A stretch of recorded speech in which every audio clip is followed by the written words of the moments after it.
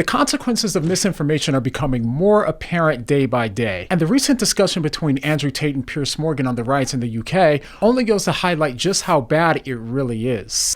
If you haven't seen what's been going on in the UK right now, violent protests are spreading all across the UK following the tragic stabbing of 3 girls at a Taylor Swift event on July 29th. And almost immediately after it happened, people online were claiming that the person who is alleged to have committed the crime was a Muslim immigrant, and this was the spark that set a fire to an already growing tension going on right now over issues surrounding immigration. The attack fueled protests that quickly descended into violence towards the police, the burning of buildings and government vehicles, alleged attacks directed to people of different ethnicities, and even the mass looting of local stores. All of this sounds similar to the BLM riots that took place in America in 2020, although this time the far right is being accused of starting the violence rather than the far left. And also similar to America, there's been groups that are responding to the violence with violence, which are basically like their equivalent to Antifa. Now, since all of this has started, the chaos hasn't slowed down, but instead only has spread further and further across the UK. At the time of this recording, there's said to be 20 riot-related events and 3 counter gatherings planned for today,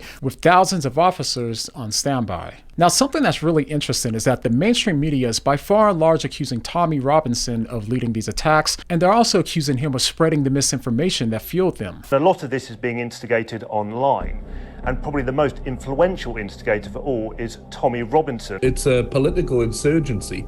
That's what we're seeing. It's been coordinated by a man who's just fled England.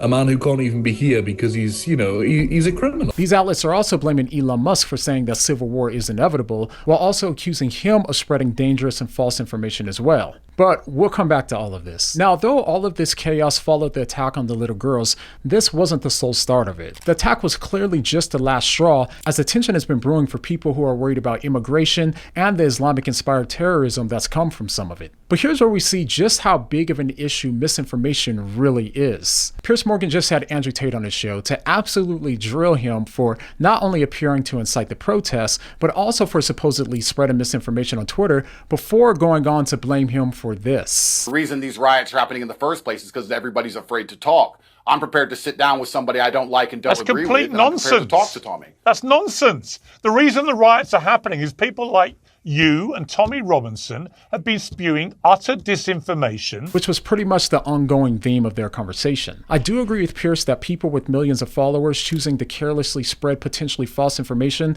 without even doing the slightest bit of research is a very big problem. However, interestingly enough, Piers also seems to be guilty of this when he says this. You have boxed yourself into a position now where your own Muslim community in the UK are enraged with you because they believe you are siding with Tommy Robinson, who is leading a far-right series of attacks on Muslims and mosques and is being blatantly Islamophobic in the process. And you know that. And here's where it becomes even more clear just how big of a problem this really is. I've been loosely keeping up with Tommy Robinson since about 2018, and personally, I haven't ever heard him endorse violence, and most certainly don't think it's fair to accuse him of being the leader of the violence going on right now in Britain, despite the mainstream media constantly accusing him of doing so. In reality, he's been extremely vocal telling people not to fight with violence. Now, I'll be saying to anyone that I know there's a protest tonight in London.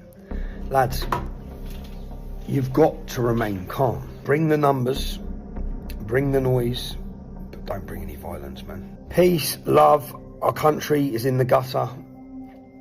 We ain't going to win it back by throwing a few rocks at coppers. And to make matters worse, Tommy has stated that this misinformation has led people to start sending him messages like this in his inbox. And here's the thing, I don't believe that Piers accused Tommy of leading the riots intentionally, but instead, I assume that he was doing what most of us do. He accepted what he heard without careful consideration because of his preconceived political biases and his personal dislike for Tommy. All of us are hyper skeptical when we hear things coming from the other side, but when it comes to people on our own side, we're more than willing to be overly charitable. Similar to just how quickly so many of us assume male boxer Iman Khalif identified as transgender, we We were willing to assume this without evidence because it fit into our political narratives that have been such a big concern for us here in the US. And the same issue seems to have happened in this situation when it comes to the person who committed the initiating attack in the UK, which instigated all of these riots. People were very quick to assume that it was a Muslim immigrant who committed the attack due to his Islamic beliefs. However, it turns out that the person that allegedly committed the attack is actually not an immigrant, nor is he a Muslim. Currently, it appears that he was born in Britain, proclaimed belief in Christianity,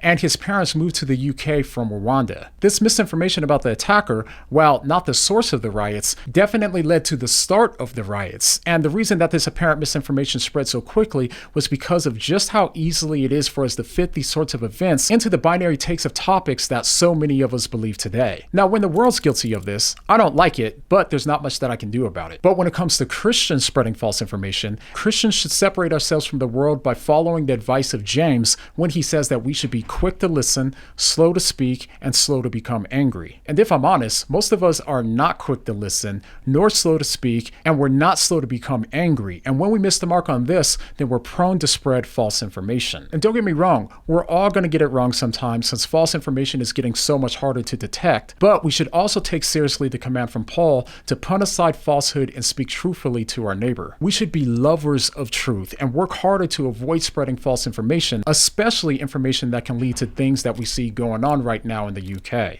Now, if you enjoyed this video, do me a favor and hit the like button on your way out, and then go ahead and check out this video that YouTube's algorithm believes that you'll like. So let's see if they're right, and I'll see you guys next time.